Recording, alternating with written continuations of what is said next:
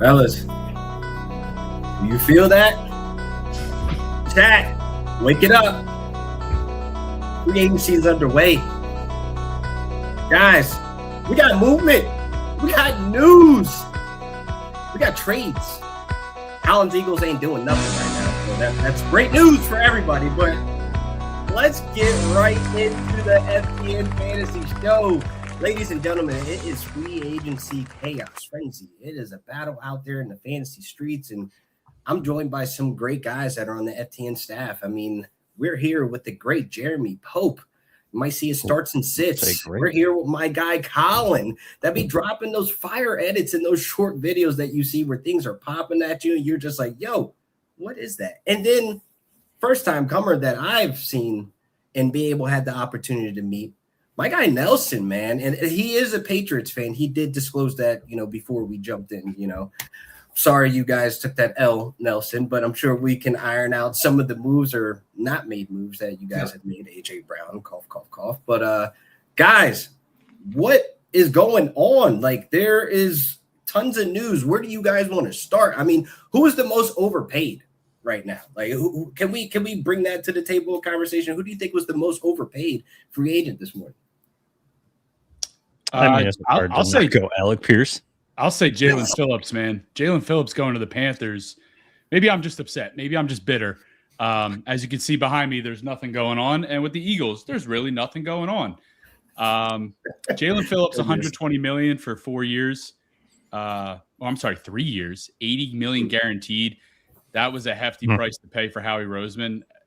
We'll get a comp pick, so that's nice. But Panthers defense is going to be good. But I was a little shocked by that contract.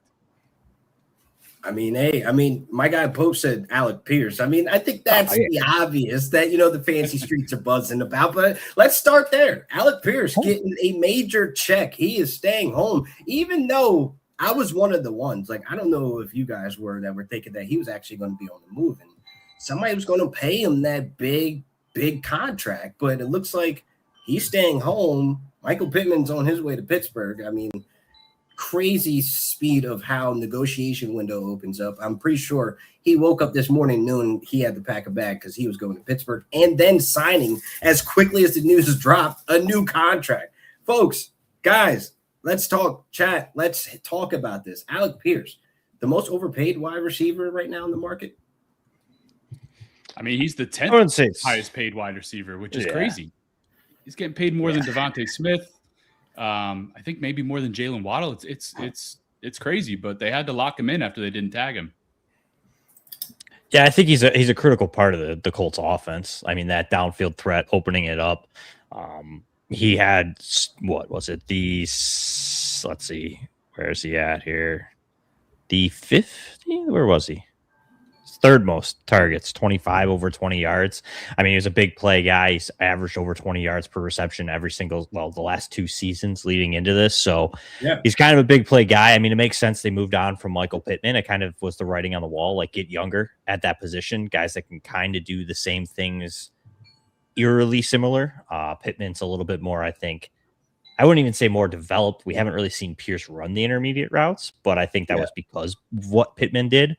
So I think they're going to ask Alec Pierce to do that now. So I think it'll be interesting to see how this all folds out. I'm sure his ADOT comes down a little bit. I'm sure his yards per catch comes down a little bit. I think he'll still see those deeper shots. Just doesn't make the Colts really don't make a ton of sense to me at the moment of the direction and area they're going.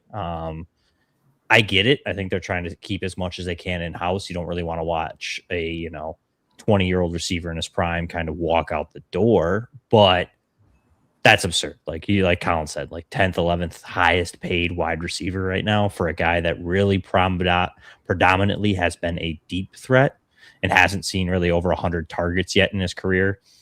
It was kind of one of the reasons, like, it didn't happen today and it was a trade, but like the DJ Moore thing, like there's been some big outrage as far as what the Bills paid to get him. And it was hefty. I'll say that. But when you really look back at it, would you rather give up a second or pay Alec Pierce, $30 million if you're really looking for a field stretcher? So I don't know. It seems like it's the market value. They had to go there. Otherwise he was going somewhere else.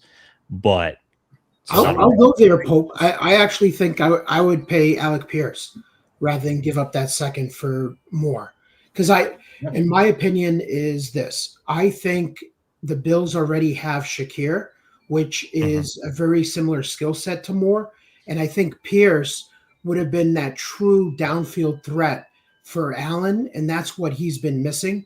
And the other thing, too, Buffalo loves running the ball. Pierce is a beast in the run game in blocking. Wow. So Moore, I mean, last year had 22 targets over 20 yards. Pierce was at 25. So, like, they can do the same thing. I think that when you come down to that, of going that direction, I think Alec Pierce still has so much undeveloped that we don't know. You know what I mean? Like, we don't know if he can run intermediate routes to a point of being the guy. Now he's the guy. He's getting the top guy. You know, Michael Pittman was still drawing the top guy in coverage. I would guess for most of his snaps. I'm sure Pierce saw him. Oh, I would agree. I would agree that it wasn't like he was. Folks still need to respect Michael Pittman for the work that he has done and put on the field. Because at the end of the day, I mean, I think the Steelers, they just acquired another wide receiver one next to a DK Metcalf, regardless of who the quarterback is going to be. If it's Will Howard, Aaron Rodgers, who cares, who knows? But all I would say this, when I look at Alec Pierce, right, on a fantasy standpoint, let's fast forward to June, July, August, where these fantasy drafts are underway. What round does Alec Pierce go to now? Because, again, we need to keep in consideration that Daniel Jones was transition tagged. He's there, but he is returning back from the kiss of death injury we've seen take out Kirk Cousins and Aaron Rodgers, who are now in the quarterback retirement home. So for Alec Pierce, where does this put this in your guys' lens? Like, where do you guys look at him? Is he a wide receiver one coming off the board, a two? Maybe he still is in that flex, mindset of category when people are taking him off the board. Like, talk to him. Yeah, I know people often say follow the money. I'm not following the money here. I think there's a lot of money that's used on Alec Pierce here, but I was just looking at him last year. Wide receiver 28, only 12.2 PPR points a game, only 6 touchdowns, barely cracked 1,000 yards. We would have to see more from him, and I don't really know if his ceiling is that much higher, like you said, with Daniel Jones coming off an Achilles or whoever QB2 is. I mean, if they bring in someone of note that maybe has a good deep ball, I mean, Anthony Richardson did, right? But I don't think he's going to be there. I'm about to say, you got that at home, my guy. Yeah, they do have it at home. But to your point, Colin, though, like, they do need somebody back there and to be their QB2 to step in for Daniel Jones. I mean, guys, I've been outside for some time now saying Riley Leonard. Riley Leonard is going to have to step up this summer. If they do bring in a veteran, I wouldn't be surprised when they ship off Anthony Richardson. But Riley Leonard, to me, has the mobility, has the decision-making to where, like, he's going to sit in the pocket and let the play out. His eyes remain downfield before he takes off out of the pocket. This is everything that we've seen out of Daniel Jones, where he's semi-mobile and has somewhat of an accurate deep ball. Riley Leonard could step right into that role and could be throwing those bombs to Alec Pierce like we've seen him do in that Houston game. But I think that's just like a lot of hope. Like, we're asking for Alec Pierce, to Pope's point, to do more intermediate routes. We're hoping that Daniel Jones or Riley Leonard can throw the deep ball to Alec Pierce. So with that in mind, you may be in some leagues where some people aren't paying as much attention as maybe the four of us are in early March, that go, oh my God, Alec Pierce got what? Degenerates we are. Yeah, I'm going to draft him high. And I think it might be a little bit of a mistake for some people. Yeah, and I think, like, to your point, Colin, I mean, it'll level out some. Basic on the, like you said, more intermediate routes, a little bit more catchable target rate. But last year he had 3 top 15 finishes, 2 top 12 finishes, and 6 of them were top 24. The rest of the season he wasn't even startable. So, like, he was very boomer bust.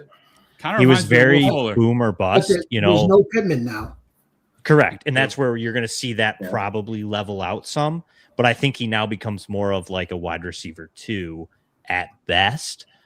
Early, like, I just plugged him in. Obviously, we just found out real quick in projections, at least in mine. Like, again, 192 points, like half PPR. So he gained 10 points from where he finished last year. So he's probably a wide receiver 2. But people are going to overdraft him. But they may not, because, like we said, is Riley Leonard the guy? Is it Daniel Jones? Are they bringing someone else in? As it sits today, I bet most people will be scared of Daniel Jones or Riley Leonard. It's not like Daniel Jones has the best track record. Like, it was a good year last year, but most fantasy managers, I feel like nowadays, are smart enough to be like, he's coming off an Achilles. Like, it's still Daniel Jones. Like, maybe I'm not taking him so early. Where are you guys comfortable taking Pierce? Because like after him signing back with Indy, and then I see the Pittman trade, I immediately thought, you know what? Like 6th round is probably like a good spot for him. That's probably where I would start. Where would you guys feel comfortable taking him?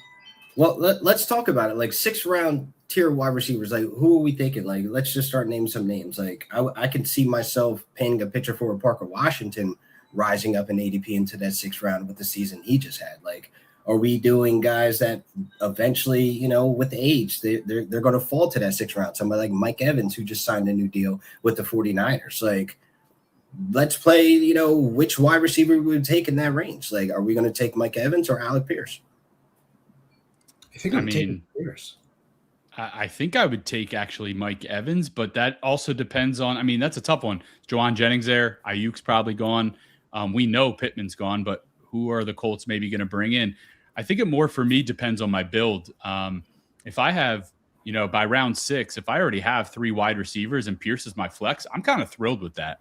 It's a high upside guy, but if I go running back early and then Pierce has to be my wide receiver 2, wide receiver 3, if maybe I grab my quarterback, tight end, I'm a little nervous. I hope that my quarterback and tight end do most of the heavy lifting at that point. And that's not usually how I like to do things, but I think I'm taking Mike Evans. I think I'm taking Mike Evans. Pretty easy Mike? there. Okay. Like Mike. You're going to have George Kittle coming off an Achilles injury. Like, you've got a need for a true touchdown guy. And again, that's today. That's not them adding anybody else. Even if Ayuk's there, like, I still think Evans is going to be a touchdown machine in San Francisco. And I think that's what it's going to be. And I think he's just be more reliable just because of quarterback play. So let me ask you this.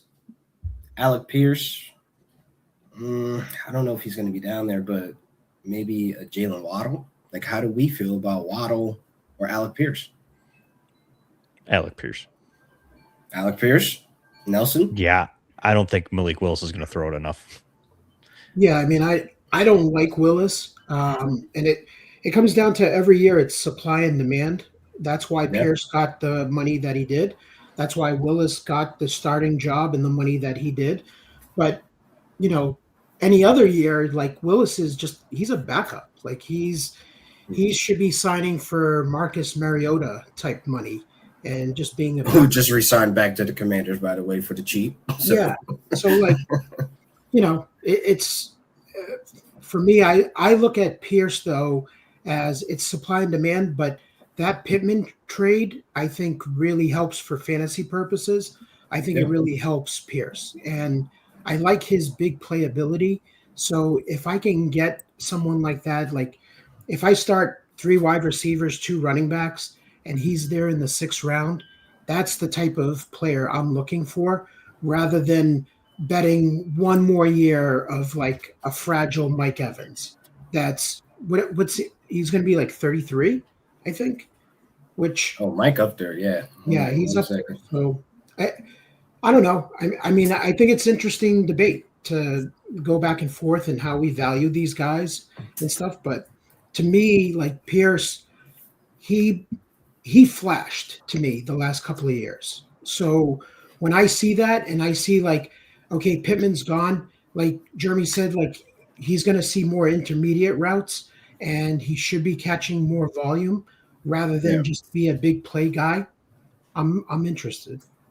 Let's talk about the move then. Let's talk about Michael Pittman. What does this add to the Steelers offense and who's throwing the ball to these guys? Because, like, honestly, I think there's a conversation to be had about, you know, DK Metcalf next season, right? But now adding a Michael Pittman, like, what does this do for their fantasy values? Like, fellas, let's talk about it.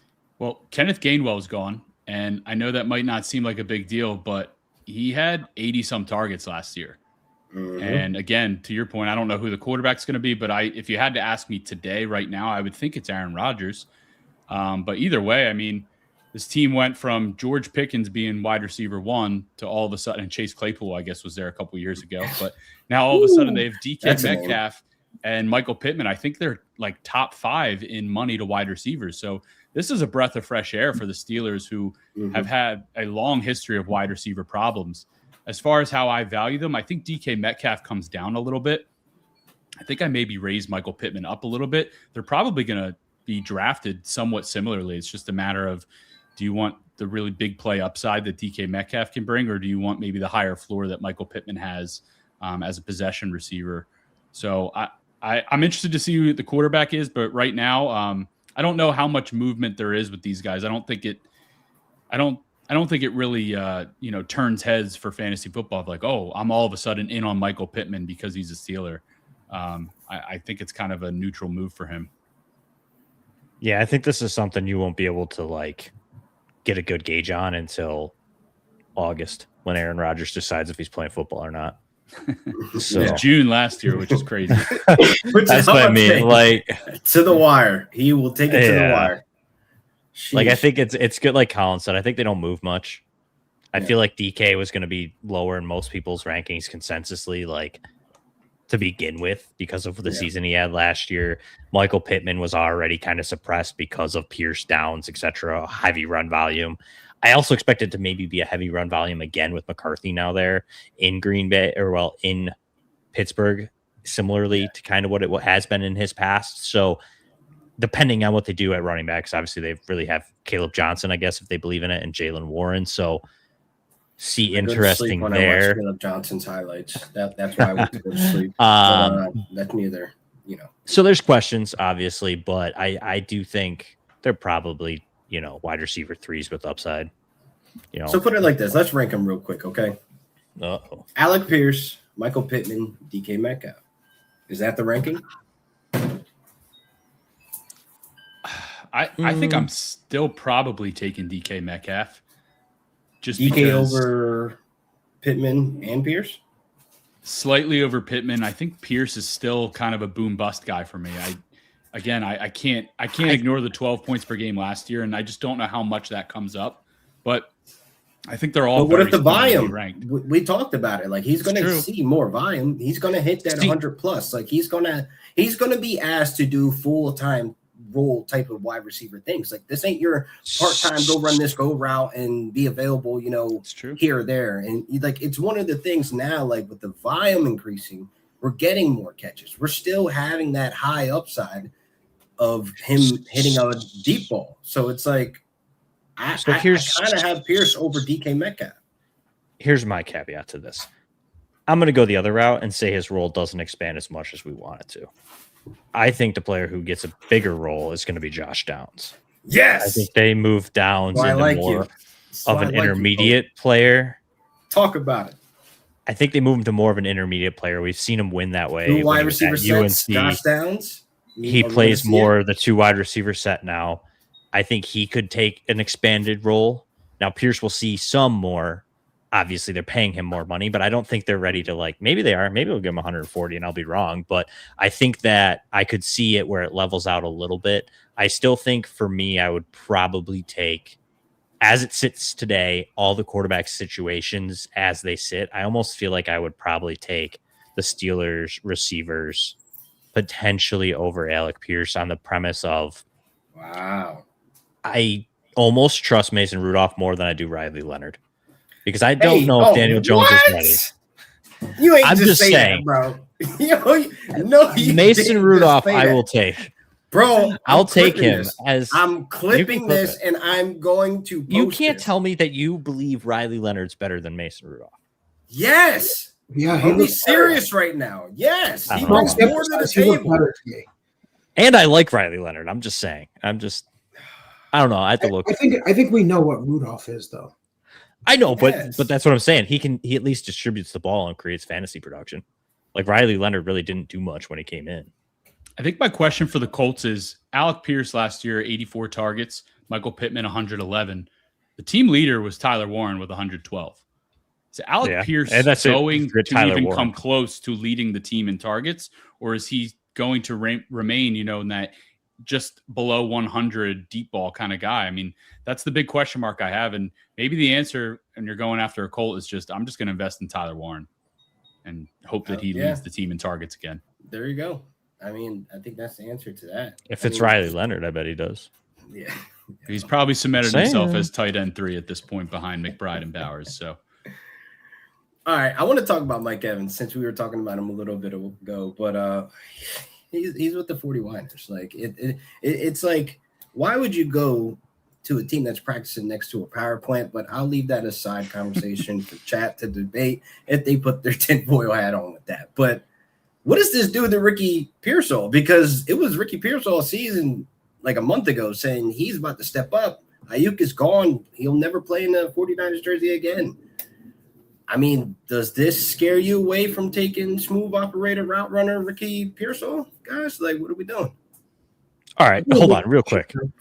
Riley Leonard completed 58% of his passes last year. Oh, my God. We moved past that. Mason Rudolph completed 73. So, okay. So I'm just saying. Now back to Ricky Pearsall being dead. Continue. I think with I just Ricky, had to get that in there. Yeah.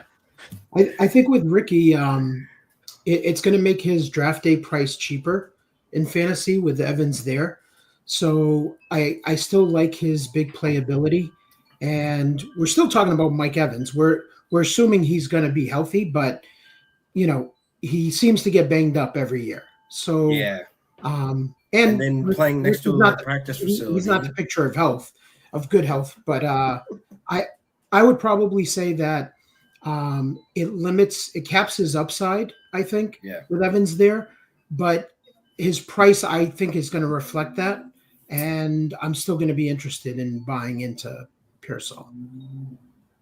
Yeah, I think you have two guys. Honestly, you have a whole receiver room full of injury questions. Like, I mean, Pearsall hasn't been a picture of health either. You know, Evans isn't. You know, Ayuk honestly is like, I don't know what's going on there. He's likely gone. That's my guess. He's not going to be there.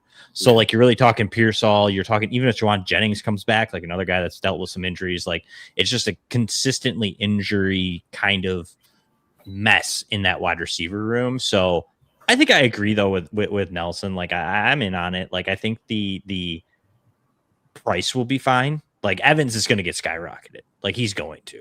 Yeah. Like, I wouldn't be surprised come draft day if they don't add much to this. If he's like, you know, 4 or 5 turn. Like, I wouldn't be surprised if just because of the situation, they're going to bank on what he was prior to last season's injuries, and they're seeing, hey, Brock Purdy just fed Juwan Jennings a touchdown machine. Like, George Kittle potentially being a little limited in his comeback. So I think Pearsall could end up being one of those really good draft day values. I don't think he's going to smash it to the point where it's like, oh, all of a sudden we have this wide receiver 1 from like the basement. But I do think he could easily outplay where you could probably end up getting him 6 months from now. I think an unspoken thing here for me, not a wide receiver, but Christian McCaffrey. I know some people love to pay for what they saw the year prior. I've already been a little skeptical on Christian McCaffrey. Career high touches, including playoffs, way over 400. How he does the year after historically is poor. You know, can't stay healthy. Obviously, we can't predict injuries, but for this guy, it kind of feels like we can. 10th in targets, 7th in receptions, one of 7 guys with 100 receptions last year. And I just feel like in the red zone now, you have Mike Evans. Like, I think Christian McCaffrey's value goes down probably to the back end of the first round for me. If I'm there at 10, 11, 12, I'm like, hey, you know what? I'll take Christian McCaffrey. But I think Jahmyr Gibbs, Bijan Robinson, Jamar Chase, those guys are probably firmly at the top. Yeah. I wonder where people are thinking about Christian McCaffrey at this point after this move.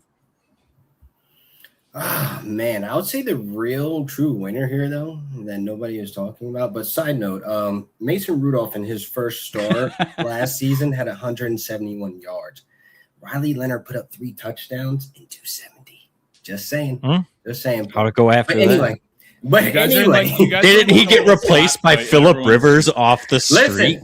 Listen, the Colts thinking was, hey, let's get a familiar veteran face and that how'd that makes go? An impact now. They didn't have time. They were going into the playoffs. Argument. No one cares about these quarterbacks. Anyway, the true winner of this. Can you imagine the guy tuning in just now?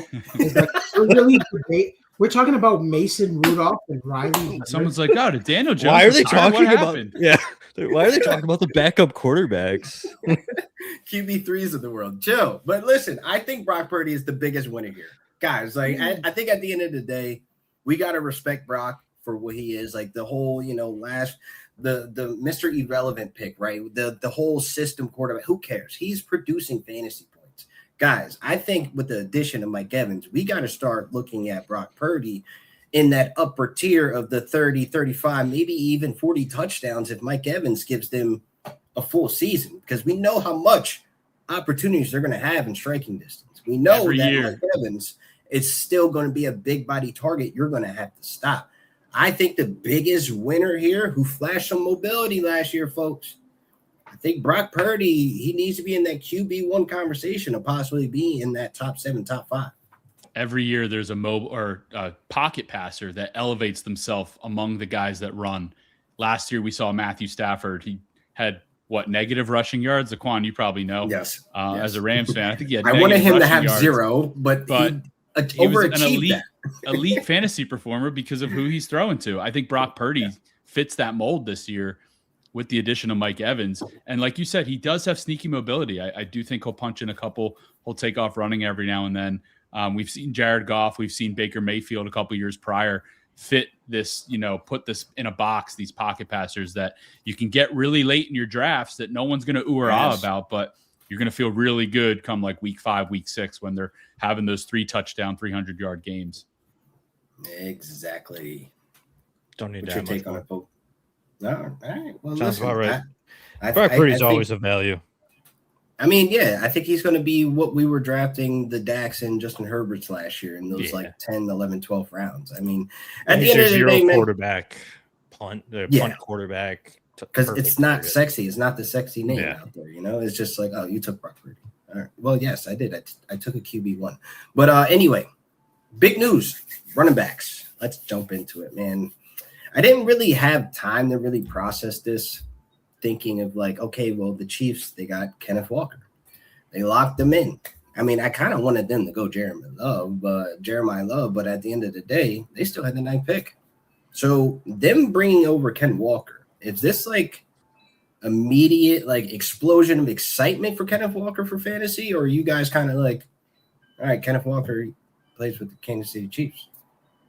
I don't think he could lose. I think if he stayed in Seattle, it was going to be great with Charbonnet coming back from a late season ACL. And the teams that sounded interested, obviously now we know the Chiefs. I mean, it's a good offense, and you've got a quarterback that's coming off a torn ACL, and Patrick Mahomes, who was really good last year running the football, by the way. I tweeted this out earlier. The Chiefs with Patrick Mahomes as a starter since 2018 have never had a 1,000-yard rusher out of the backfield.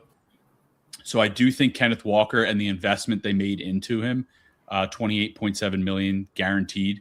I think Kenneth Walker for the next 2 seasons at least is going to do really well there. I think they're going to feed him in the red zone. We do need him to stay healthy. We've seen Kenneth Walker miss time before. Talk about it. The people that had him last year cashed in, and if you were betting on him in the playoffs, you probably cashed in there too. But that was kind of an anomaly for Kenneth Walker. He's had abdominal, foot, ankle, some really ticky-tack injuries. But I do think the Chiefs' offense is a great spot for him.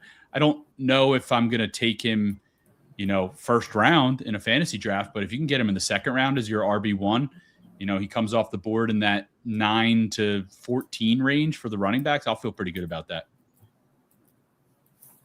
Okay. Yeah, I mean, I think you look back at the Chiefs just last year as a whole, the running back room had 970 yards between Pacheco and Hunt, 9 touchdowns. Both of them averaged under 4 yards per carry, so not ideal.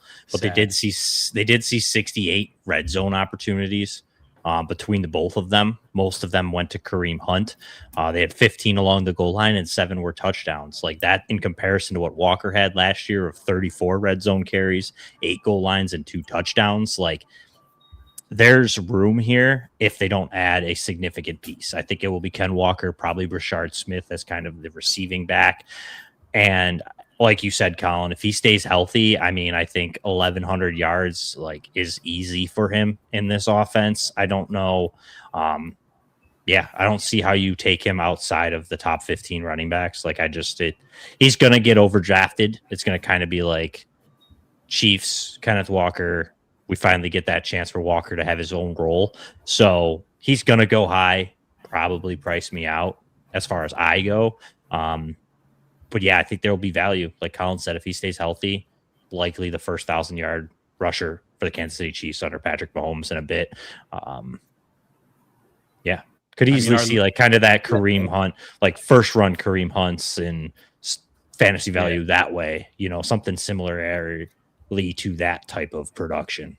Our last memory of Kenneth Walker is winning Super Bowl MVP, and now he's on the Kansas City Chiefs, who in most people's memories of the last 5 years are a dominant football team. So I don't see how anyone views Kenneth Walker when they're looking at their, cheat sheets, rankings, what have you, and say, I'm going to fade this guy. I don't feel good about this. I think people are going to end up just taking him because of what they remember seeing about him, as recent as last season. And when they are Carnell Tate too at 9, and Tate and Worthy stretching the field, that's going to open it up. So. I think he's going to settle in as like an early second-round pick, and my only concern is going to be: are they going to trust him in the passing game? Because if he's not going to be involved in the passing game, then I think he is a fade for where he's going to go. I think moderately he'll be involved. Like again, early, maybe like 40-ish targets. Yeah. Like if Matt Nagy was still the offensive couple hundred yards. If Matt Nagy still was like the offensive coordinator, I'm pretty sure we would have that influence of the running back getting, some looks out of the backfield. Eric Bieniemy, he's probably going to play it as like, this is a player that has history. This is somebody that, he has his bumps and bruises and not been available. Now, I look at it as the way you save him. You don't allow him to go out in the passing game when you have a Brashard Smith who's electric. Mm-hmm. I think at the end of the day, it's like I might be out on Kenneth Walker just based on the unknown of like what his role is going to be. It's a PPR league. Like I need maximum opportunities of points. So I can't see myself taking him as high as that second round that he probably will go.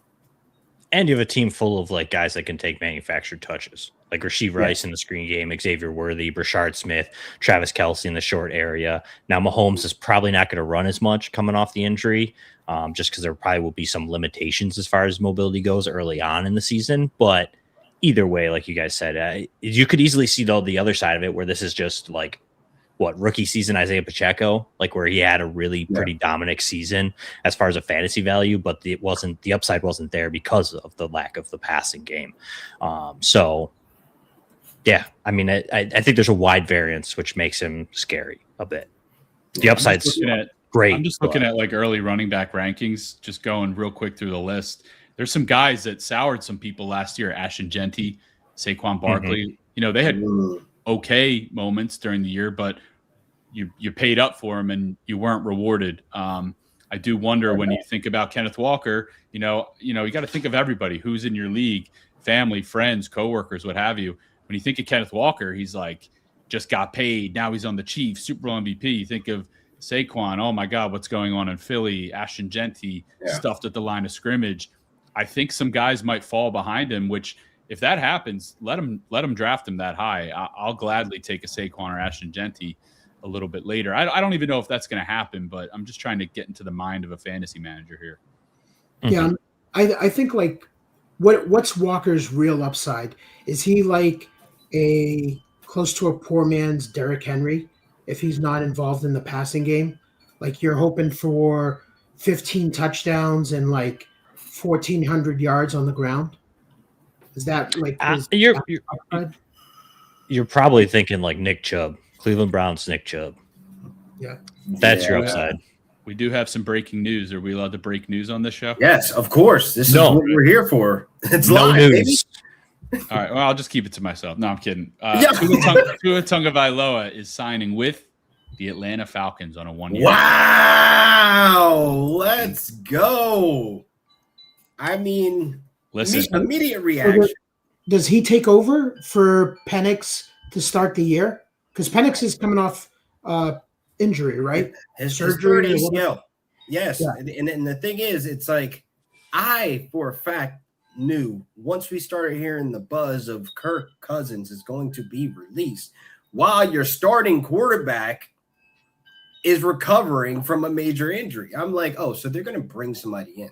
I thought it may be a Kyler, but no. They brought in Tua, which is kind of wild because they're both left-handed quarterbacks, and both of these guys have a nasty injury history. I mean, they probably need to sign a QB3 at this point as well. But that's crazy that they're moving Tua in, because what if Tua works? What if he is like, okay, we're starting to see 2023 again? Like, where does this put Michael Penix? Like, sheesh. My immediate reaction with Tua signing is over under 100 receptions for Bijan. Yeah, I was actually just going to send something out about that. I think over. I think there's a clear emphasis on Tua Tagovailoa to get the ball out of his hands and get it out quickly to his playmakers. Via FTN Fantasy Stats Hub here, his ADOT has gone down over the last 4 years, 9.6 yards to 7.6 to 5.7, back up slightly last year to 6.8. Why do you think Devon Achane did so well last year? Got the ball into his hands and let him work. Bijan Robinson trains in the offseason with Christian McCaffrey. He currently is training with Christian McCaffrey. I saw on social media. Again, we've seen the receiving upside. You know, there's going to be a hefty debate, Jahmyr Gibbs or Bijan Robinson first overall, especially flip a coin, folks. Do not argue it. You're going to be fine no matter what. You're going to be fine. I love the 102 spot this year, folks, because it doesn't matter because you're getting. Let them make the choice for you. Merry Christmas. Oh, man. Yeah, I mean, I think it sinks Michael Penix a bit of as far as like where they're at. I mean, he's coming off an injury. Like Dynasty, talk about it, Pope. I mean, I think you don't have Penix. What's the reaction of a Penix fantasy manager? I don't think Penix has done enough to prove that like he's legitimate in the league. So like at this point, you're bringing in two guys that's like, okay, yeah, we took Penix. It was an overdraft. Like, I mean, that day there, I don't think there's anybody who can say they thought Michael Penix was going top 10. I mean, maybe a couple people out there, but like he was kind of overdrafted to begin with, very muchly a surprise that day. And then we haven't seen much from it. The injuries have reared back up again. Much of what he had in college was an issue. I mean, Tua's not the picture perfect health either, but I think you have two guys, and honestly, both left-handed, that can kind of come in, and you have a security blanket, and the offense doesn't necessarily have to change. And it really doesn't a ton from left to right-handed throwers, but like it does for the receivers, comes out a little different, looks a little different. So I think that helps them at there. But you also have, okay, if Tua works out, like we're set. Michael Penix is our backup. We're going to ride him out on his rookie deal. Or, hey, maybe we can trade Michael Penix. You know, if Tua doesn't work out, they're like, we took a shot. Maybe Michael Penix is better, you know? So I think that both of them are similars in capacities, not really runners. Both like to get the ball out quickly. Penix has probably a stronger arm than Tua does at this point, but I think that it makes him a little interchangeable. And Penix isn't Stefanski's guy. So this obviously is kind of saying, well, I kind of want something different than Michael Penix. So Stefanski's going to want that structure, and Tua's shown that he can play in structure and kind of do what is asked of him. So I think that it should be interesting. I think it'll be a camp battle. And there, I mean, I don't think it's over for Michael Penix, but it doesn't look like great. Let's put it that way. I love this for Kyle Pitts.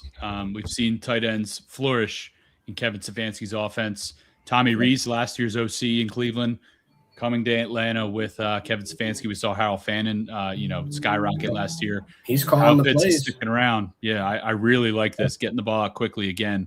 Kyle Pitts.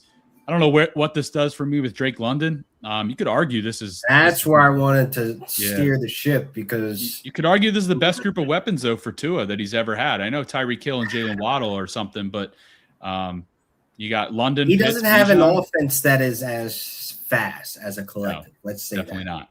Definitely. So not. the pace will be a little different, and this is why I think Drake London, on a deep ball standpoint, or on a more of like an extended route tree to where he does his damage more downfield as the contested catch wide receiver. Mm-hmm. I'm not sure if Tua is going to give him those opportunities as often that we saw a Michael Penix, where I feel like Tua coming in hurts Drake London. Like, I'm not looking at Drake London how I was looking at him last year. Like, last summer, you would have catch me on the timeline in the fantasy street screaming, he's a top 5 fantasy, like, wide receiver this year. And, like, I think at the end of the day, I could still see myself drafting Drake London, but I don't know if I want to pay that price on that early second round turn that we usually get him at.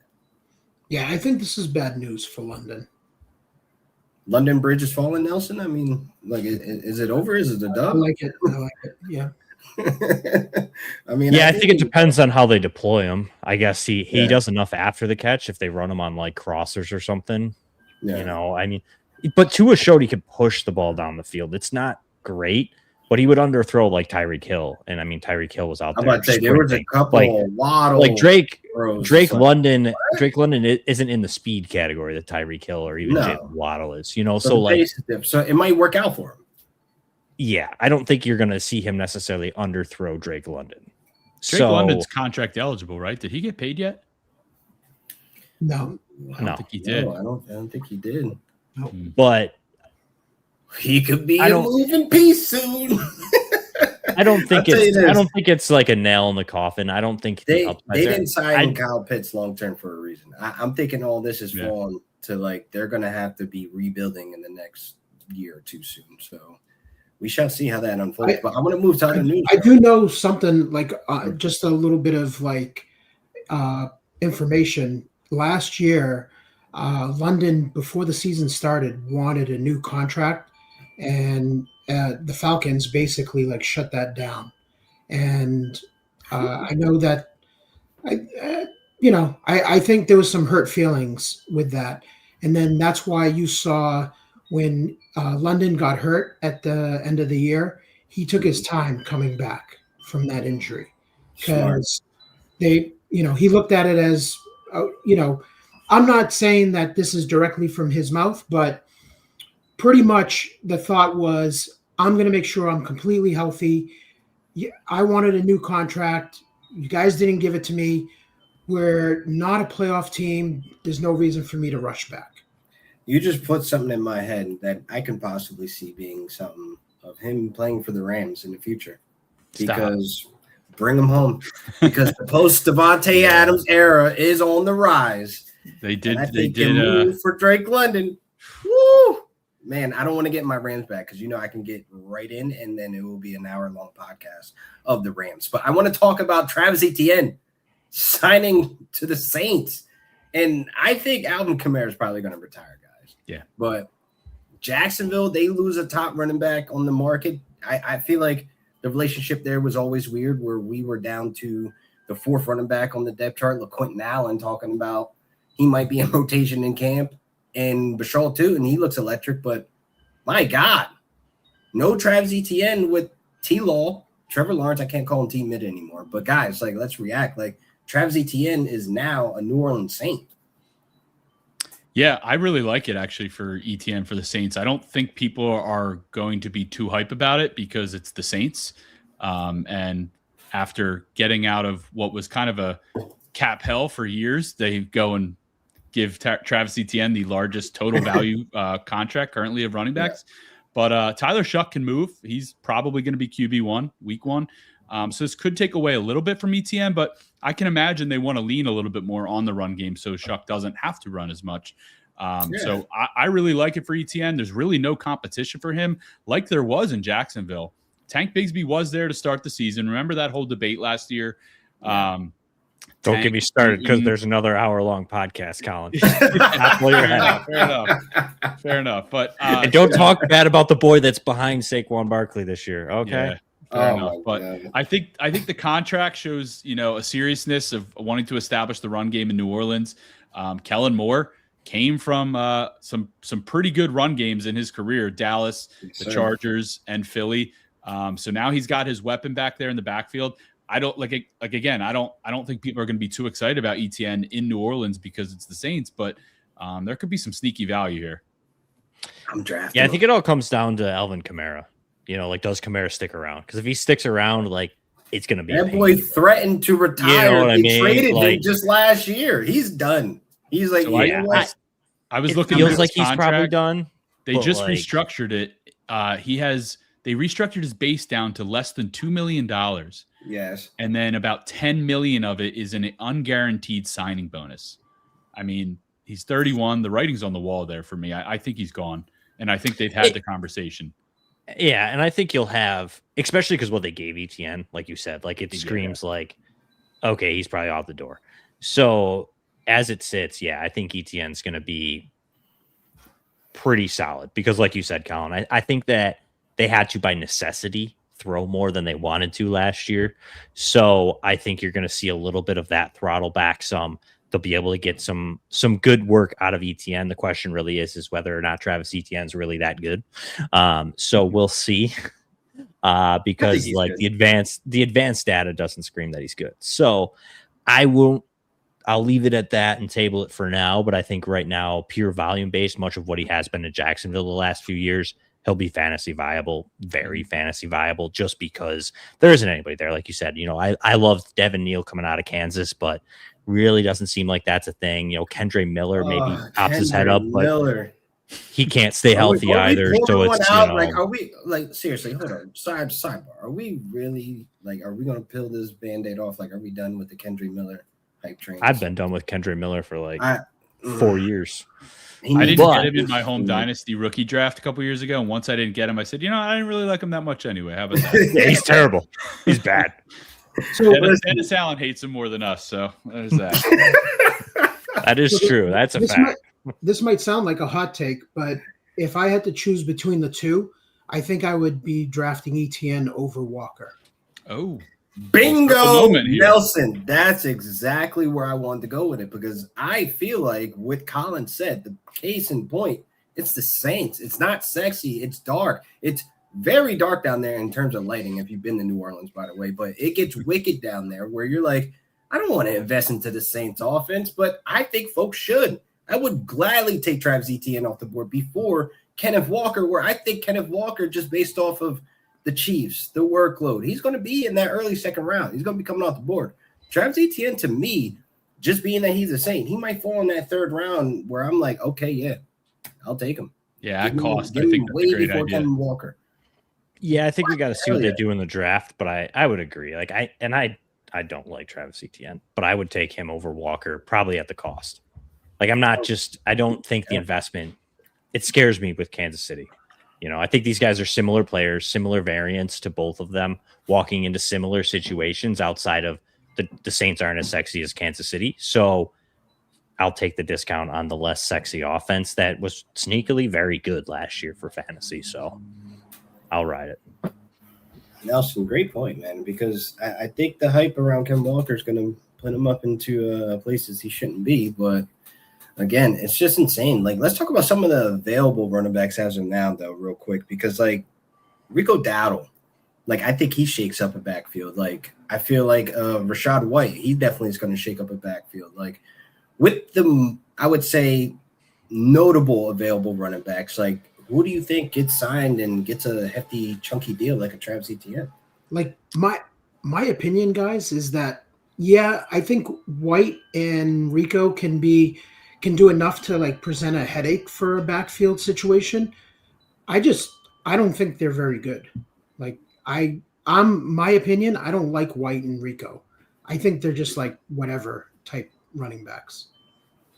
Yeah, I think they kind of fit in the right system.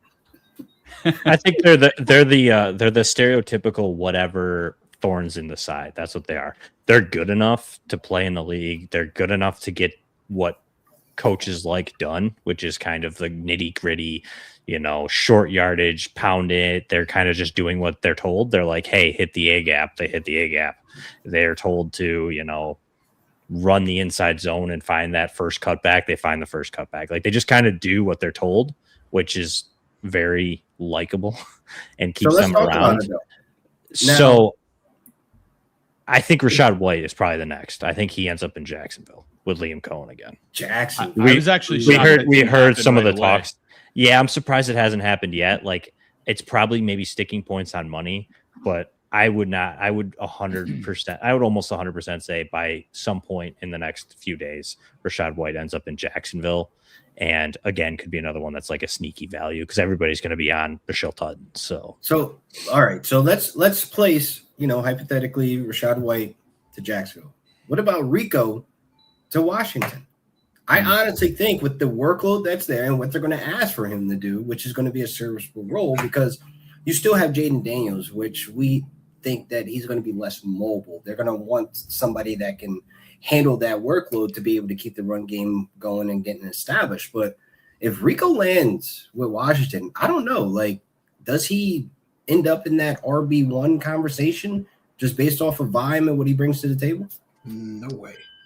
I don't think he will. I think the ceiling's just low for Rico. I do think he can handle volume. I was talking about him the other day online. He's 28 years old, and he only has 672 total career touches. This guy's kind of a late bloomer. I mean, even in Dallas, he didn't really get an opportunity until 2 years ago. Late in the season, he finally cracked 1,000 yards. But even then, he didn't have many long runs. He was just kind of like a ground and pound guy. We saw that again last year. He joined Chuba Hubbard in Carolina. And again, when Chuba went down, Rico Dowdle stepped up. Good receiving back, though. To Pope's point, doing what he's told, hit the A gap, go here, go there. I was pounding the drum earlier for James Conner to go to Detroit. I thought he would have been perfect. Follow Petzig there at the OC. David Montgomery's not there anymore. I kind of think Rico Dowdle would be a perfect complement to Jahmyr Gibbs. That's going to make a lot of people upset for fantasy. Maybe that what do you think the fantasy streets reaction when they see Rico Dowdle to Detroit? Well, it depends on how much you like Rico Dowdle. See, that's going to be the most toxic conversation on the timeline. Yeah. Man. Oh my God. I don't think they'll sign him. I think Detroit's play is they're going to go with a rookie. Draft. Like, why would you get rid of Montgomery at his contract wasn't terrible, Montgomery's, to go to Rico Why would you Dowdle. add another? You know what I'm saying? Yeah. Exactly. And you're paid for because he's a free agent. Like, you know what I mean? Like, it doesn't, to me, Detroit would be in on like Nick Chubb, Sean Tucker, Brian Robinson, like somebody that they could get probably. Brian Robinson came to mind too. Isaiah Pacheco, like somebody just really cheap. I think they're trying to like discount the room cheaper. But the Arizona Cardinals signed their starting quarterback, in case you guys care. Not Jimmy Garoppolo. Gardner Minshew, baby. Oh, geez. You're lying. No, I swear to God, they signed him. But I'm just saying, he's how much money? Starter, I don't know. It better not be 1 year, $8 million. So all right, I was gonna say if it's over $10 million, I think I'm gonna sign up. That's a valid crash out by Colin, by the way. But no, I don't think he's going to Washington. I think Jeremiah Love will probably be a Commander. That is if the Titans don't take him ahead of time. But if he falls to 7 for Love, I want Love on the Titans. I want it sounds like they may end up in Tennessee, but again, I could see also if he doesn't and they go a different direction, he'll probably go to the Commanders. I think that's a big reason the Chiefs took Ken Walker and paid him, is because they know that he's not going to make it to 9. So somebody's taking him there, whether that's the Titans, the Giants, the Commanders. Yeah. Somebody in that top 9 is taking Saints are out. My love. Saints are out now too. Yeah, the Saints are out. That was a favorite spot, I would think. So the way that the market went and the teams who paid for running backs kind of seems like Love is going to be very highly drafted. Was Isaiah Pacheco just a flash in the pan? Was that just like he runs really hard? Runner? The injuries, I think, is what I think he wasn't like, he was fast, but he was straight line fast and not overly agile. And I think like the injuries just kind of derailed what he was good at and kind of just. I think we might see like a really sad one year for $2.5 million for him or something. Might be very incentive laced, but it's just crazy when people grabbed him in dynasty leagues, thought they hit the lottery. Chiefs starting running back, and that's totally gone downhill. The Panthers should be picking up the phone for Pacheco, right? They should be in at least some interest of what he can bring to the table, because they're going to need that dynamic that they had with Rico and Chuba. But if Chuba, we've seen him battle his injuries all the way back to when Deontay Foreman took his job. So it's like one of the situations you're going to have to invest into one of these RB2s in Carolina, because the up and down roller coaster of Bryce Young, I don't know how you guys feel about him, but boy, it is very stressful to have. Don't forget about Jonathan. Don't forget about Jonathan Brooks. All right. So listen, I feel as though until proven that he is this top tier NFL polished running back, he needs to stay healthy. That's just one of the Who things. needs health? We don't. Who needs kneecaps as a running back? Yeah. So just run it bone to bone. Why not? Let's go. But Spears has been doing it for years. Hey, yeah. I mean, look, let's talk about two other running backs that got the bag. I mean, real quick, like Kenneth Gainwell. Does that move the needle? Like Tyler Algier. Surprise. I kind of don't understand that Algier signing. I don't know what Arizona's doing. I kind of do. I think they're going to lean on him. They restructured James Conner's deal very similarly to Kamara. I was actually shocked. James Conner's 31, or is he 30? 30, 31, either or. Bro, he's old. Yeah, he's missed a ton of time. I think it's really bad news for Trey Benson. You have a whole new coaching staff coming in here. And, one of the first things they do on the free agent market a month, 2 months after getting hired, say, go get Tyler Algier. I think that bodes really well for him. I think he's going to lead the team in rushing. That doesn't mean he's going to, have 1,200 yards rushing, 10 plus touchdowns. But I do think it's a good spot for him. We'll finally get to see him in a feature back role. I just don't really know what that looks like. Conner there? Well, I just don't know what James Conner we're going to get. And it kind of wouldn't shock me if, by the summertime, I don't know if James Conner's long for that team. They might, halfway through camp say, hey, listen, it's not working out. Maybe they grab another rookie in the draft. So then they have Algier, Benson, and a rookie. I don't really know what's going on there. But I do think, when you look at the guys there currently, there's really no allegiance to Trey Benson on this coaching staff. The new coaching staff said, all right, we'll keep James Conner around. But again, I don't know for how long. And then they go out and pay this guy, Tyler Algier. They didn't pay him a ton of money, but when you look at what he did in Atlanta and what maybe the Arizona Cardinals are trying to do, didn't sign Malik Willis, so no rushing takeaway there. I think they're going to kind of feed him. I don't know how much pass catching there's going to be, but could be a solid high floor RB2. And I would think the market was pretty in on Algier. Not like in, but like you said, Colin, the money wasn't crazy. So it's almost like, did they offer him something else, which was you're going to get fed a little bit? Like there's opportunity to be had here, Tyler, like take a little bit less, or like this is what we're going to offer, but we're also offering you, at least the same role you had the last few years in Atlanta and potentially more. Like you said, I think Trey Benson kind of the injuries have caught up to him again. And it's just, like you said, no real allegiance, hasn't proven it really a ton at the NFL level. Connor coming off the injury. So I can see it. It just is really messy. Like it's one of those rooms that you're like, I almost feel like I have to avoid. Much, though. That's the thing, is where does it fall in? Is this honestly, this is probably the Jaguars of 2025.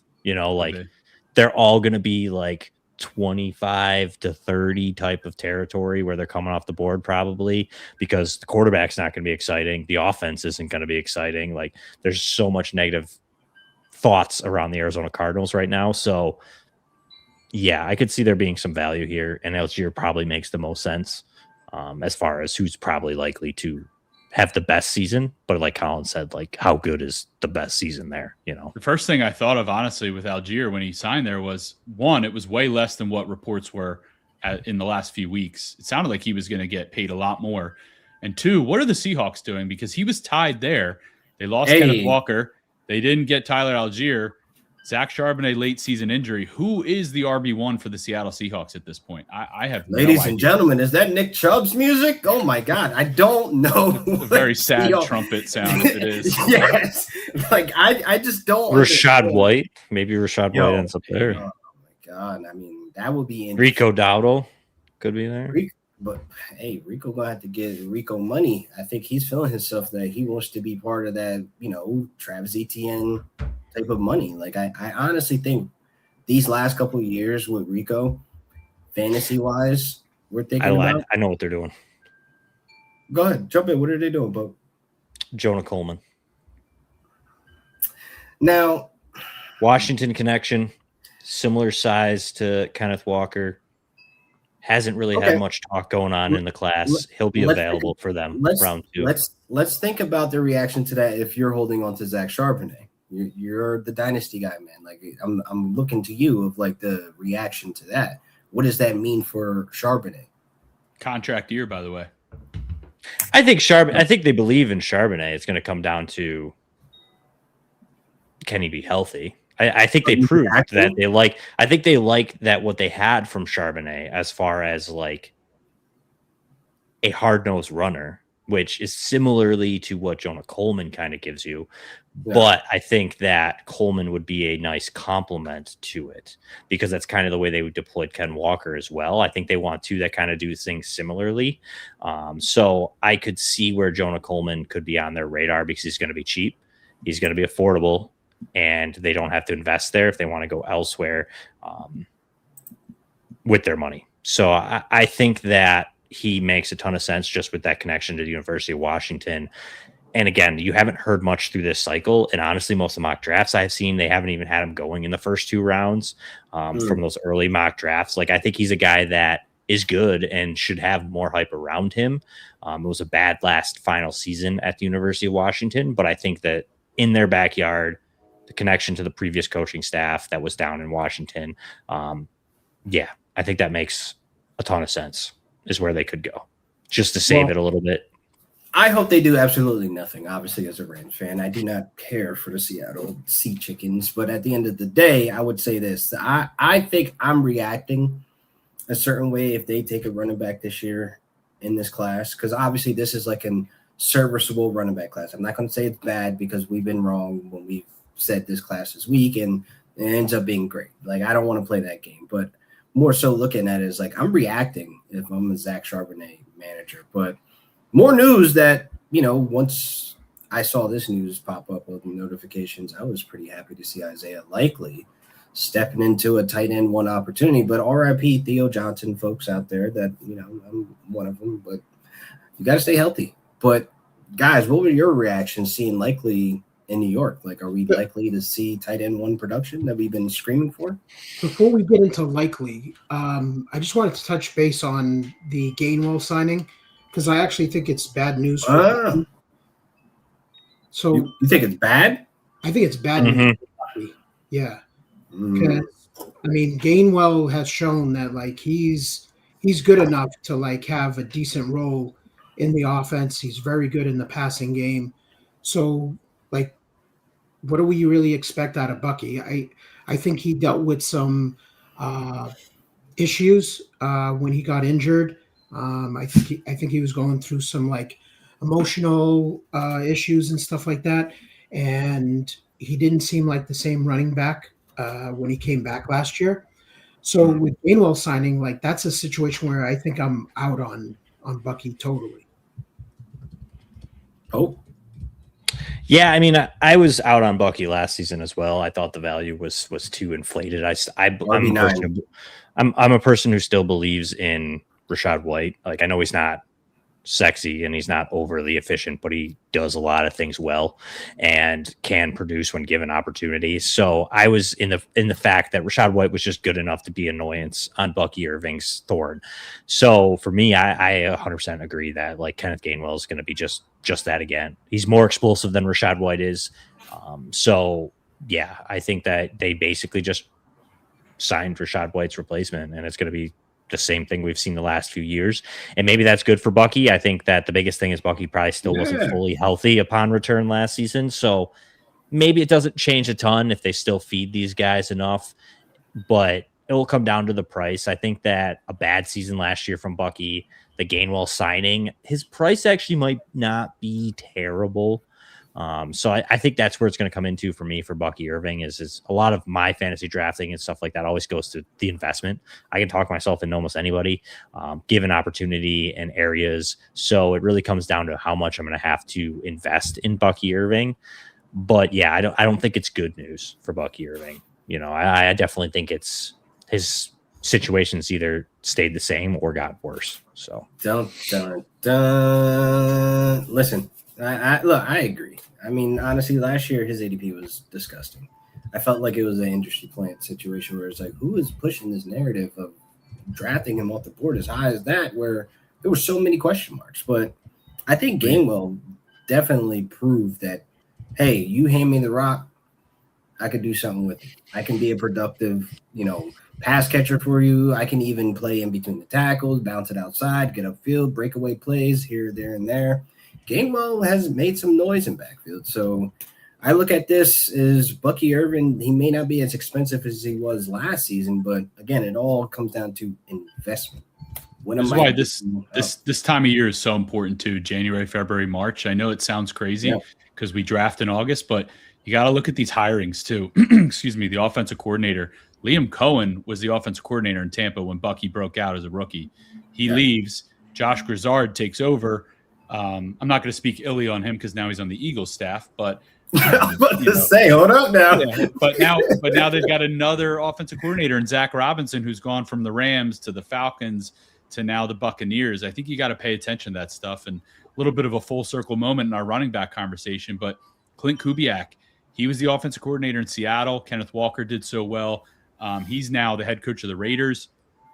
We don't know who the running back is, and we really don't know much about Brian Fleury, the new offensive coordinator for the Seahawks, the former tight ends and running back run game coordinator from the 49ers. So kind of have to guess a little bit with some of these guys, but I think more things are working against Bucky Irving at what his ADP I think would be next year than are going for him at this point. But I want to shift gears to the tight ends, man. I want to go back to that likely question. Like him signing to New York, do we look at him now as an opportunity to have that tight end one badge? This is one of my favorite signings so far, honestly. I really like Isaiah Likely. I did a little video for it on our FTN social channels. The production's not going to jump off the page when you look at Isaiah Likely's stats. You go, why should I draft this guy? He's never had 50 receptions. He's never had 500 yards. He has battled Mark Andrews, 2 tight end sets, what have you, in Baltimore on a very run-heavy Baltimore Ravens team too. But Lamar Jackson has only played 16 or 17 games 3 times in his career. As a rookie, which really didn't count because he wasn't even in there that much as a rookie. And 2, he was in certain packages. And the other 2 were 2023 and 2024, where he was competing, won the MVP and then lost to Josh Allen as MVP. Those 2 seasons, Isaiah Likely finished 6th among tight ends in yards after the catch per reception. Big playmaker. And then when you look at the Giants, John Harbaugh, who knows Isaiah Likely, recruits him to New York. What do the Giants have in their receiving room? Malik Neighbors coming off an ACL. They just lost Wan'Dale Robinson, who had 140 targets the second season in a row, 140 targets. Ooh. He's now in Tennessee. So rather than overpay for a wide receiver on the market, they go and get Isaiah Likely for a very affordable contract. He is a tight end in name only. I think he's going to be a great addition to the team and for Jackson Dart and for your fantasy teams. I don't think he's going to cost much. Could finish top 10. Yeah, I mean, early on, like I said, I ran him through the projections as well, like 70 targets, 59 receptions, roughly 600 yards, 5 touchdowns. That's a career year. Would have made him the tight end 15-ish type of territory. And that's like conservative. Like this run through is like conservative, assuming they're adding somebody at wide receiver along Neighbors and maybe more in the run game. Like see that they're adding if they add Jeremiah Love, like that changes this, like that's also factoring in Theo Johnson still getting a decent share. So I like it for him. There was some stuff I saw here while we were on that the Giants are in on Brian Thomas Jr. as well for a trade. So that would change a lot of it. So early on, but I like Isaiah Likely. I think that, like Colin said, on the surface doesn't look sexy for his numbers, but I think he's more than capable of being a number 1 receiving type of tight end. And I think you could see them use Theo Johnson more in the blocking sets and just let him kind of essentially be a receiver, but at a tight end contract. So yeah, I like it. What you got, Nelson? I like Likely to the Giants. I think. Why you word it like that? Right? Yeah. Try to say that real fast. So I've always liked him. I feel like he's like the prototypical move tight end. And, he just needed to be utilized properly. And I think he got lost in the Ravens offense a little bit through the years because they want to focus so much on the run and everything. And I think with Harbaugh bringing him over, obviously familiar with him, I think that speaks volumes. I think that's an important piece, that he wanted that kid as part of his offense. So I think that they have plans for him. So I think he'll be used in that offense. I think that shows, like, hey, I know we paid Mark in your face over here, but I got you a bag over here in New York. Right now, you get to stay in Jersey and have the best pizza in the world, and bacon, egg, and cheese. I mean, chopped cheese with the bev, whatever. But I look at it like this: Isaiah Likely, to me, he's definitely coming off the board with the presence of like, hey, this is a tight end one that I'm going to be drafting. Now I ask you guys: Tyler Warren, Isaiah Likely. Tyler Warren. Tyler Warren. Yeah. Okay. Especially cost. When you're thinking about cost, I think Tyler Warren not only is going to lead the team in targets, I think he can at least for the Colts. But if you miss out on Bowers, Warren, McBride, I think you can wait multiple rounds to get Likely, though. So, it just depends on how you're going to build your roster. All right. So Likely or Tucker Kraft coming back from injury? Kraft. Likely. I changed my mind. I'd go Likely. See, that rolled off your tongue a little nasty. That's why you had to rethink that, right? Like, why though? Like, I think Tucker Kraft. I don't know why. I don't like Tucker Kraft. So he was ascending as like probably a top 3 projected tight end. Yeah. I'll say this. It might be Kraft. Like, if Romeo Dubes leaves and they don't like go with anybody else, Wicks is in there, Reed healthy, Watson kind of looks like he can stay healthy, Matthew Golden, a lot of mouths to feed, but they really like Tucker Kraft. So assuming he's fully healthy, Kraft is probably, like you said, he'll probably be closer to tight end 3 than he will 15, which I don't know if I'm there yet with Likely. I think the opportunity could be there. It hasn't been seen. Like Kraft, you kind of saw it before the injury. So I agree there with Jeremy, because I think with Kraft, it all depends on his recovery this offseason.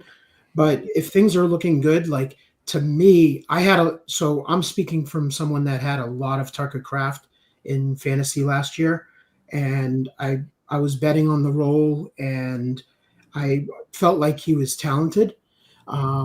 He was looking like he was top 3. Like when he went down, wasn't he like the number 1 fantasy tight end? I think when he went down, he was close with all those weapons there. No Christian Watson yet, though. Like he was borderline. I'm not trying to hype this up too much, but like he was looking like George Kittle out there. Yeah, he looked like he was a monster out there. The upside is too crazy because it's the Yak ability, it's his ability to be a reliable target for Jordan Love, and obviously we saw what that Packers offense can look like with him as operating function. Instead of them trying to figure out who the wide receiver 1 is, like your number 1 top pass catcher should be Tucker Kraft, because I think he, even coming back from this injury, like how we mentioned there was no Christian Watson, I still think he's in that mold of like that offense where it runs through him, because essentially he gives you the reliability with his hands and the yards after the catch. What more can you complain about? And there's going to be a lot more mismatches between, the coverage as a nickel corner versus Tucker Kraft, or the linebacker in Tucker Kraft. Like, the dude's a beast. I think top 3 is in his future if he stays healthy and the product that we get, once he gets back on the field. But at the end of the day, I like the conversation of Isaiah Likely as a piece of where you want to basically do your rankings of like Likely, Tucker Kraft. I think that's a real conversation. Yeah, I think he's closer to like when it comes to draft day and everything falls down, he's probably going to be closer to like Kincaid. That tier of like here you Kincaid, go. The Bills fan throwing in Dalton Kincaid. I was going to actually go Hunter Henry, so I'm going to cover the whole AFC East here. But that tier of Kincaid, like Nelson smiled when you said that. Trying to think who's like, he's probably behind Harold Fannin. Like, you know what I mean? Like, he's kind of right in that tier. Kraft is right there, but I feel like Kraft is like a tier ahead. So essentially, we have 5 to 6 tight ends before him. That's what we're talking more about. Than that. Yeah, maybe more than that, that. I think. Wow. So I think he's in the top 12 conversation, but he's not. He's like fringe 12. Yeah, I don't think anyone's taken him as their starting tight end in a 12-team league. I mean, someone might at the end, but it kind of feels to me like, you know, how Bowers and even Tyler Warren as rookies were drafted late. Like, I might draft Isaiah Likely, and then I might try to get like Kenyon Sadiq wherever he ends up. And just, because like see what happens you've got there. Trey McBride, Kyle Pitts, Travis Kelce, Tyler Warren, Harold Fannin, Brock Bowers, who had a bad year, George Kittle, Colston Loveland. Like, that's 8 I just rattled off that you're not taking Isaiah Likely over. Do you know what I mean? Always like, about what name looks good in your lineup. Usually, it's like, yeah, I believe in this guy. And it changes very quickly. But like those 8 guys are pretty established in their offenses, and not much is changing. Yeah. Do you know what I mean? Like, those are like the good 8. Like, after that, now I'm open for discussion. You know, Aranda Gadsden, Andrews without Likely. Again, Kincaid's going to be there. There's a lot of tight ends we're naming right now. Kraft, I didn't even mention in that top 8. You know what I mean? Like, yeah. Would you rather have Likely on the Giants or Andrews on the Ravens? Andrews. Yeah. Likely. Andrews has let a lot of people down. Listen, he's too touchdown dependent, I guess. I don't know. That taste that is in your mouth right now when you say Mark Andrews in the fantasy streets, yes. It's because he's let us down multiple times. But put that sticker on the board, and then you kind of just put your head down and walk back to your seat. I think Likely can be solid, but I think that I don't know, Laquan. I think you're getting a little carried away because you still have Neighbors coming back, and this is still John Harbaugh as head coach. They're going to want to run the ball also. So and they've already said that, and their defense is solid. So like, I don't see them playing in these like crazy high scoring games where, you know, Likely's going to turn into like this like fantasy monster. I think he can be solid, but I don't think he carries the upside that we're looking for. Looking at the quarterback though, right? Just seeing the small chemistry that was built between Dart and Theo Johnson in that short period of time, I'm thinking touchdowns for Likely. Mm-hmm. Even in this run-heavy offense, like I'm thinking Likely as a profile, as a big body wide receiver essentially, but that just plays tight end. And being that I think the Giants will be a lot better than what they were last year, even with the returning Neighbors from injury, I just think Likely is getting underlooked because like he's not the proven tight end one that we've actually seen get this opportunity. But now getting this opportunity, guys, like I don't know. I might be high on Likely. I don't know. We just got a question in the chat, Likely or Kelce. And as I saw that, my phone lit up. The Chiefs are giving free agent Travis Kelce a 1-year, $12 million deal with a max value of 15. So he will be back with the Chiefs. Yes. Interesting. I'm still going Likely. I'm going Likely over Kelce. Likely over Kelce. Kelce's just solid, man. I don't know what the Chiefs are doing with their wide receivers, but I think that's a discussion of upside or floor. Yeah. Do you want them Likely getting those touchdowns? Because I've seen plenty of tight ends, you know, average 40, 50 yards a game, but 3 touchdowns, and you know they're not putting up fantasy points. I mean, do we even know if Rice is going to be in jail or in training? I don't know. I mean, the off-field issues is wild. That looking at their wide receiver room, like them winning Super Bowls these last couple of years have kind of masked their ability to draft these wide receivers. You know what I mean? Like Rice is great, but not great for obvious reasons. Xavier Worthy, we look at him. He's a speedster. He's supposed to be the wide receiver 1 replacement for Tyreek Hill and his ability. We have yet to see that. Like you know what I noticed? You know what I noticed last year is that Rice is a zone crusher, but man-to-man, when defenses played him man-to-man, I don't think he's that good of a receiver. He's not. I mean, I didn't really like him coming out. I was really surprised at how well he did, but made sense. A lot of zone coverage. They got him into kind of scheme touches and kind of create with that. Like, I don't know. I mean, he's good. He's just not. He's not in that same conversation as like those elite separators. He just isn't. But doesn't mean he's bad. You know, he just he has his knack, and they use him in that way. You know, it's hard to like pivot to another topic, being that we're talking about Rashid Rice and the Chiefs wide receivers. But at the end of the day, I do feel like we had a great conversation here today, fellas. I think this deserves a part 2, and we're still going to be getting free agency news all week, folks. Like, I really appreciate those who pulled up to the chat, interacted. I appreciate everybody that's on here watching now. And guys, we killed it. We crushed it, man. And we didn't get any crazy breaking news, like anything like that. You know, the Rams. What, Gardner Minshew wasn't good enough for you? Oh boy, that was god awfully terrible. It is still Riley Leonard over Mason Rudolph, folks. I appreciate you guys. I'm still holding out hope that Shaheed goes to Buffalo for fantasy. Look at a Patriots guy saying something nice about your team, Pope. I mean, can you flip it? For fantasy purposes, let's.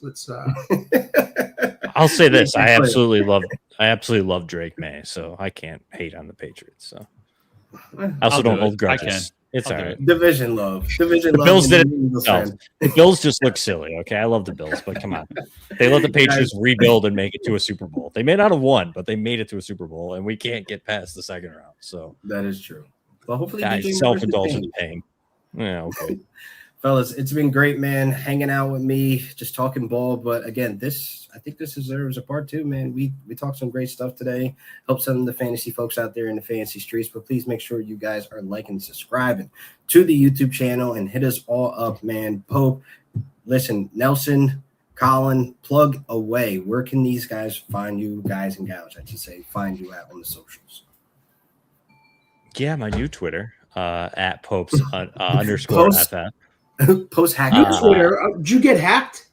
Yeah, who hasn't gotten hacked contest too? No, you didn't. Yeah, that's the thing. No, I'm kidding. That's the thing. You know, when you're nice and you click on links to help. So many people out, asked me to vote for them in that podcast contest. Yes. And I honestly, couldn't decide. I know who my true friends are, to be honest, because you guys didn't vote. So, yo, oh my god, please. Either way, but yeah. Popes underscore FF. Yeah, that's where you'll find everything. Nelson, where do you I'll have links to some Where you sorts. At? What am I at? I'm at the franchise. I'm at the underscore franchise 12.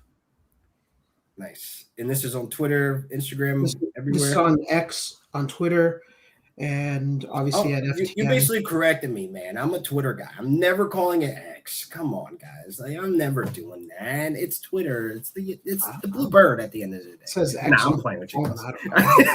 Nelson's like, read it, man. It says X. But go ahead, Colin. What's good? At Colin underscore MCT. And I pretty much copy and paste all my tweets and throw them on Blue Sky. Because if you remember this time last year, Twitter shut down right as free agency started. So I think everyone had to make a Blue Sky. Absolutely. I remember that. I'm still going strong over there, though. Shout out to the Blue Sky, man. I'll be over there skeeting as well. And that's what they call the post. It's not me being freakball. No, just anyway. Listen, guys, it's been a great time. But again, make sure you guys are subscribing to the FTN Fantasy YouTube. Please run it up. But again, guys, shout out to y'all, man. Catch you guys next time.